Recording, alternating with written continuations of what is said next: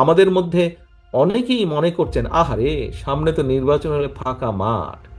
দয়া করে এই ভুলটা করবেন না, দয়া করে এই ভুলটা করবেন না। যারা ভাবছেন যে সামনে তো ফাঁকা, বিশ্বাস করুন, সামনে একটি অসম্ভব শক্তিশালী অদৃশ্য দেওয়াল আপনার জন্য অপেক্ষা করছে, যেটি ভেদ করে যেতে খুব কষ্ট হবে। কাজে কেয়ারফুল, এখন থেকে সাবধান হতে হবে।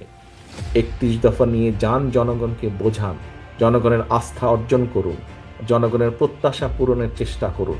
সব প্রত্যাশা আপনি এখনই পূরণ করতে পারবেন না, যদি ইনশাল্লাহ আল্লাহর মতে আমরা সরকার গঠন করি, অনেকাংশে সেই প্রত্যাশা আমরা পূরণ করতে সক্ষম হব। কিন্তু সেটির জন্য জনগণ যাতে আপনার আস্থা রাখে, জনগণ যাতে আপনার প্রতি ধৈর্য ধারণ করে, সেই জন্যই আপনাকে সেইভাবে ভূমিকা পালন করতে হবে। সহকর্মীবৃন্দ, আমি জানি আপনারা সকাল 10টা থেকে এখন পর্যন্ত এখানে বসে আছেন, লম্বা সময় বসে আছেন, অনেক বক্তব্য শুনেছেন, খুব বেশি ধৈর্য থাকছে না এখন এই সন্ধ্যা সময় এসে, ধৈর্য রাখা কঠিন হচ্ছে। বাট আমি যেই কথাগুলো বা যেই আহ্বানগুলো আপনার কাছে করছি, আজকে যদি একটু ধৈর্য সহকারে যদি আপনারা সেভাবে কর্মপন্থা না ঠিক করেন, সেভাবে যদি ধৈর্য ধারণ না করেন, ওই যে আমাদের এখানে একজন লয়ার একটু আগে প্রশ্ন করেছেন যে এই কেস কাচারিগুলো যেগুলো আছে কি হবে। সহকর্মীবৃন্দ, এমনও তো হতে পারে ইনকেস সেই স্বৈরাচার যে পড়ে গিয়েছে, পালিয়ে গিয়েছে, তারা তো বসে নেই, তারা তো ষড়যন্ত্র করছে।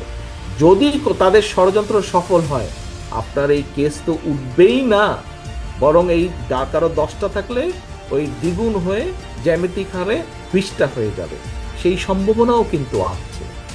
সেই সম্ভাবনাকে যদি নস্যাৎ করে দিতে হয়, আজকে থেকে আপনাদের প্রত্যেককে কেয়ারফুল হতে হবে। আজকে থেকে আপনাদের টার্গেট একটাই হতে হবে, জনগণ, জনগণ অ্যান্ড জনগণ। Public interest, public interest and public interest.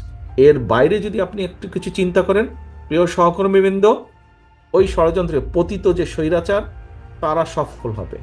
তারা সফল হলে আমার এই লয়ের সহকর্মীর বক্তব্য অনুযায়ী কেস উঠবে না আপনাদের, বরং মাথার উপর আরো কেস চেপে বসবে, আরো 10টি চেপে বসবে, 20টি চেপে বসবে।